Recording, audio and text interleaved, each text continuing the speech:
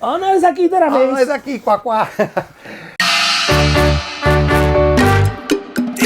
Que é o Cláudio Tebas, no escritório do Christian, nesse estúdio espetacular, para convidar você para o curso novo, depois de O Palhaço e o Psicanalista, Não Pertencimento à Revolta dos Patinhos Feios. É um curso para falar sobre a nossa condição intrínseca de inadequação, esse sofrimento que às vezes gera a gente achar sempre que está em déficit e por isso a gente não vai ser amado. Inscrições até dia 31 de julho, já está aberta a inscrição, o link está na aba do canal e se você não se inscrever você vai morrer. E se inscrever também vai, porque todos nós vamos.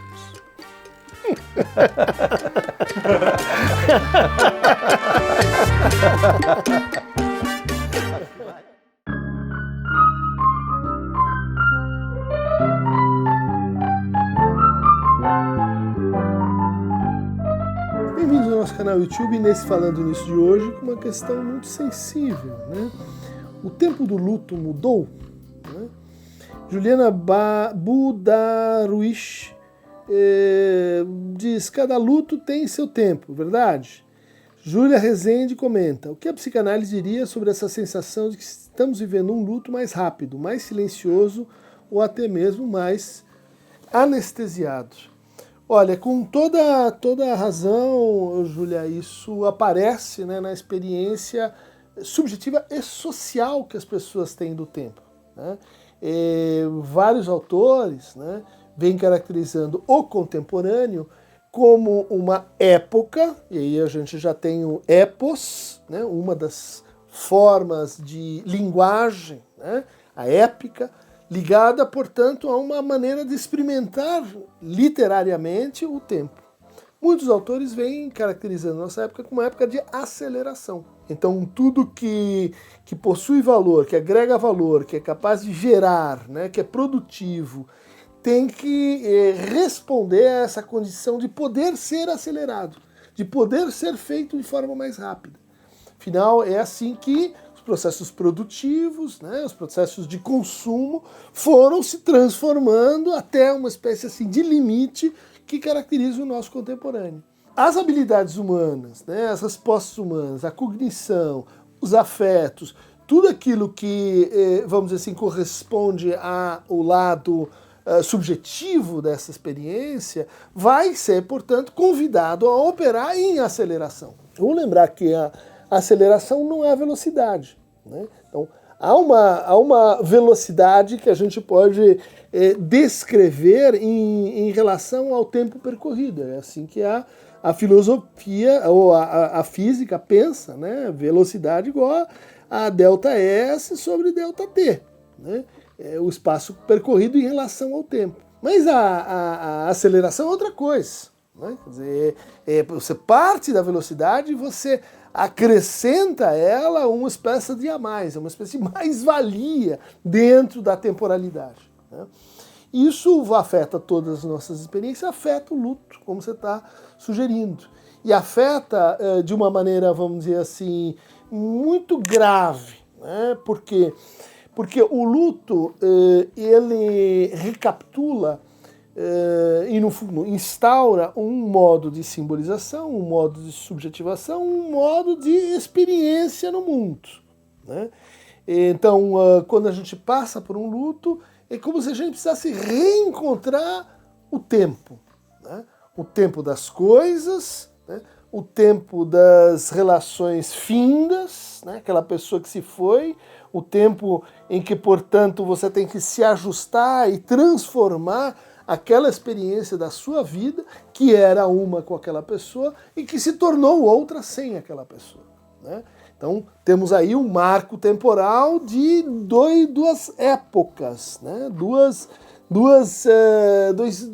circuitos, né? Dois espaçamentos temporais. Isso significa que a nossa temporalidade, diferente da temporalidade do relógio, que é não reflexiva, é não inversível, é contínua e sempre na mesma direção, ou seja, nós sempre estamos indo para o futuro, ela,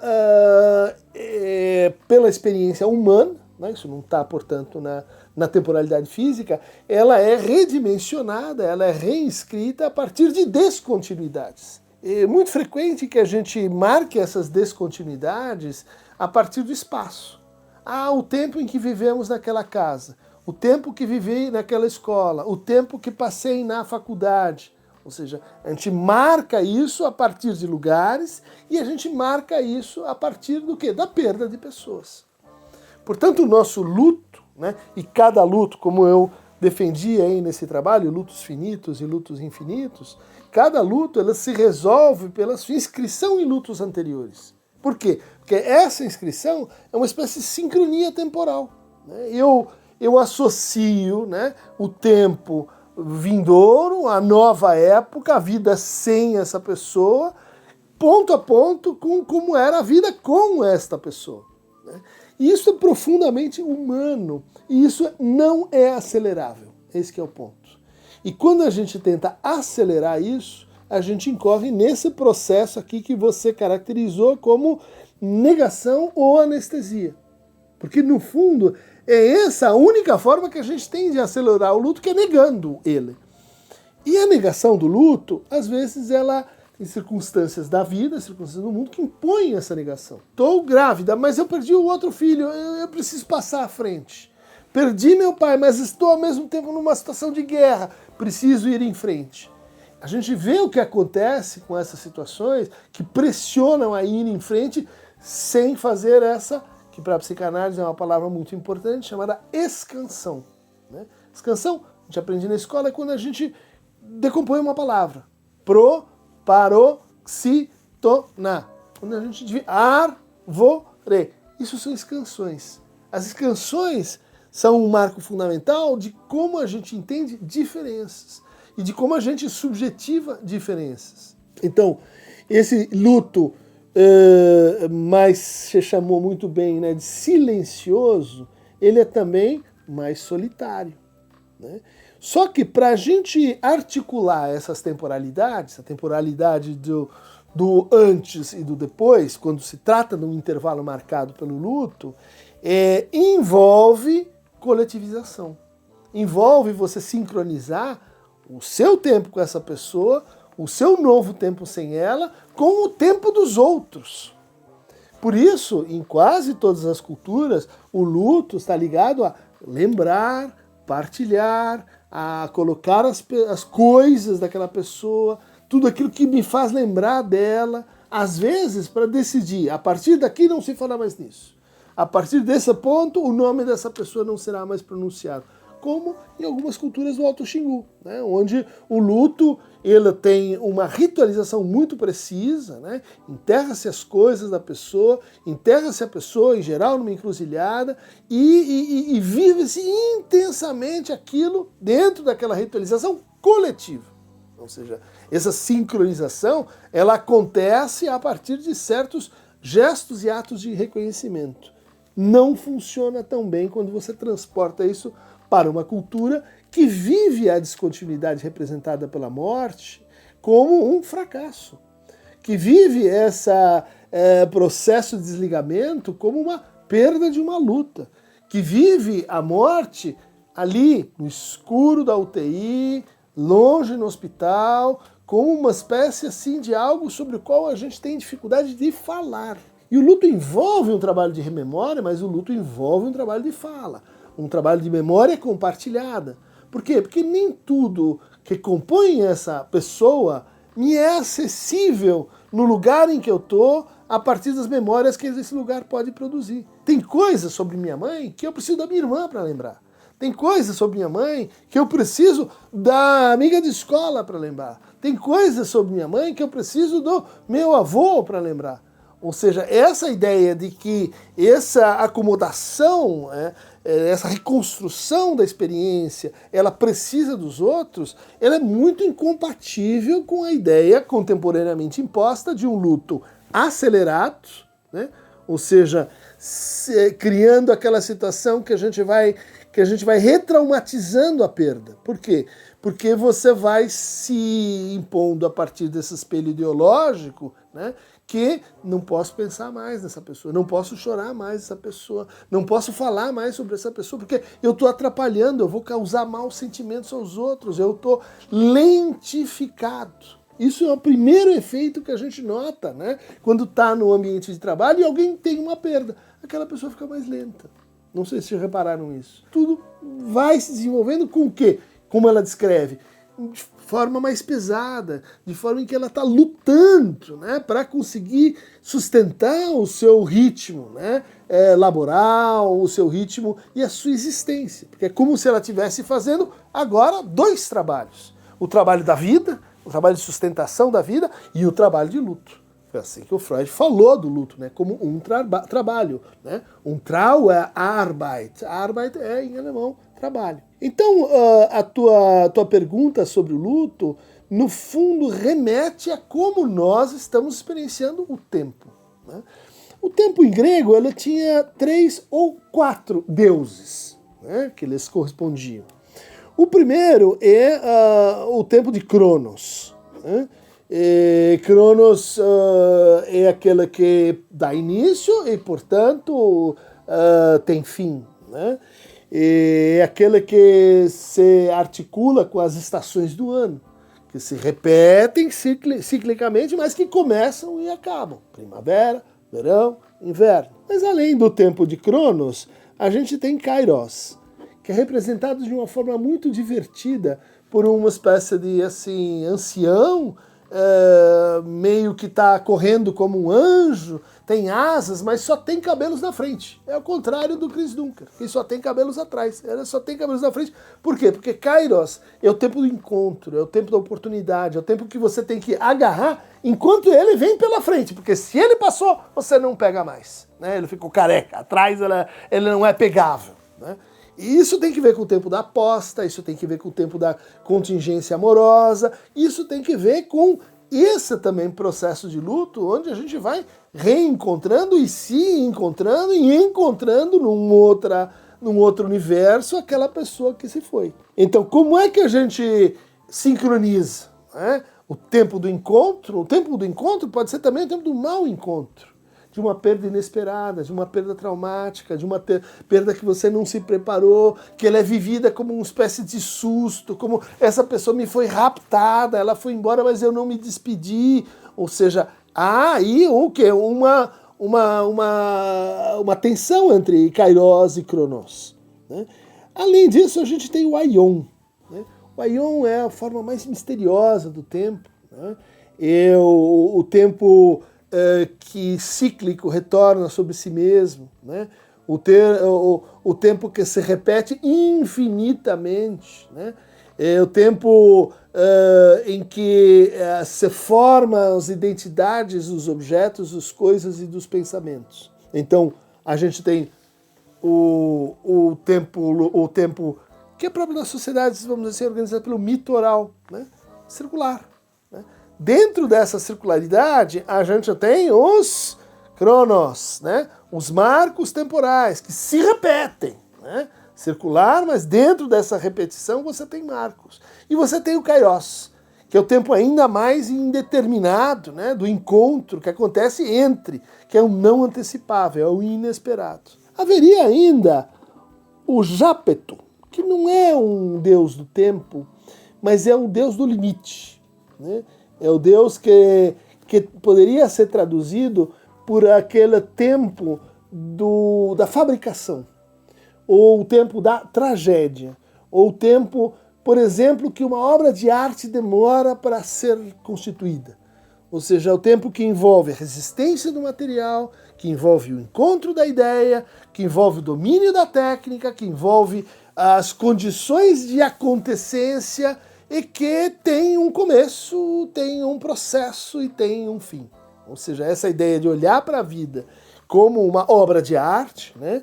Como uma vida que pode ser apreciada nos seus próprios termos e que é essencial para a gente enfrentar esse juízo, que é parte do luto, é um dos trabalhos do luto, né? Que é dizer, olhar para essa vida que se foi e dizer como ela se enoda com a minha e que juízo eu posso fazer dessa existência, né?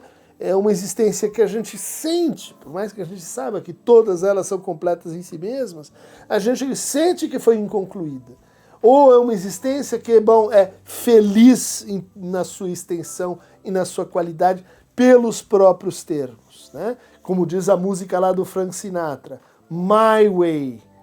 Pode ter sido bem, pode ter sido mal, pode ter afligido os outros, mas eu vivi a minha vida do meu jeito, né? Da minha forma, nos meus próprios termos. Eu não vivi uma vida, né, pautada pelos termos da natureza, pelos termos do mundo, pelos termos das contingências que vão acontecendo, mas eu criei uma certa obra, né, um certo jápedo, que por sua vez dá e contém dentro de si essa noção de limite, de conclusividade, né, que uma obra de arte permite dar suporte. Bom, então o que a gente tem aqui são também formas de linguagem.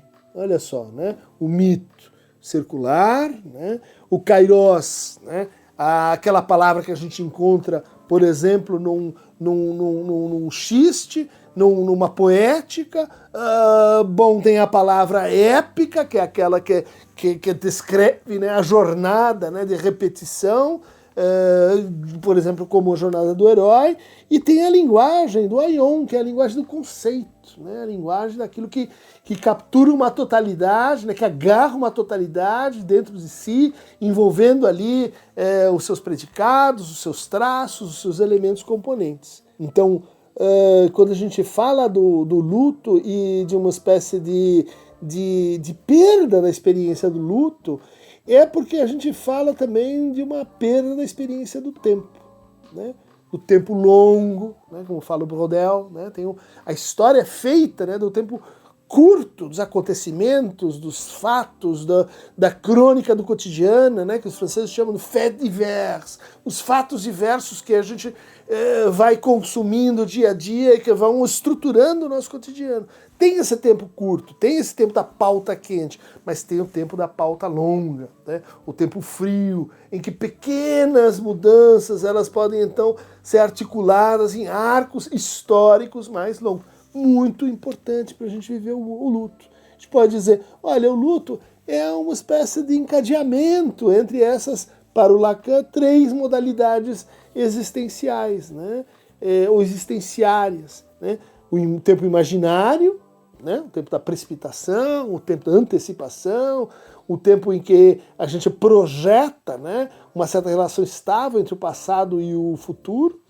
O tempo simbólico, que é o tempo lógico, né, o instante de ver, o tempo de compreender, o momento de concluir, e o tempo real, né, que é o tempo da psique, do encontro, do desencontro, o tempo do trauma, é o tempo do trágico, né, como a gente viu aqui, né. Então o simbólico tem uma temporalidade, o imaginário tem outra temporalidade, o real tem outra temporalidade, e tem a temporalidade formada pelo anelamento entre essas 3, né?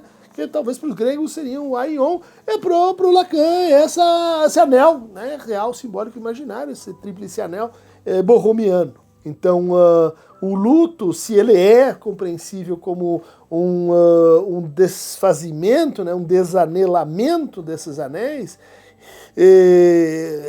marcado pela perda, né, pela descontinuidade, a sua realização é uma espécie de colcha de retalhos, onde a gente vai tentar refazer, né, esse corte, às vezes cortes que são simultâneos, né, em mais de uma dimensão temporal, até encontrar uma espécie de reencontro com o seu próprio tempo, né?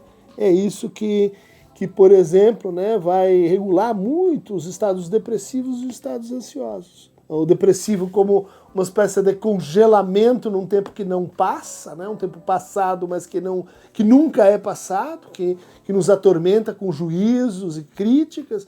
E o tempo do ansioso, que é um tempo que nunca chega, mas que já está sempre sendo vivido por antecipação, né, que já está sempre vivido à frente de si mesmo. Não é por outro motivo que a gente diz que Santo Agostinho é aquele que criou, de certa forma, a possibilidade para a experiência psicológica, ou tematizou, né, a experiência psicológica, marcando que ela é o que é fundamentalmente tempo. Então, o tempo do luto, o tempo do desejo, o tempo da demanda, o tempo da angústia, o tempo do encontro e do desencontro, o tempo da transferência, o tempo do sintoma, o tempo do trauma. A psicanálise ela compreende toda uma teoria múltipla, né?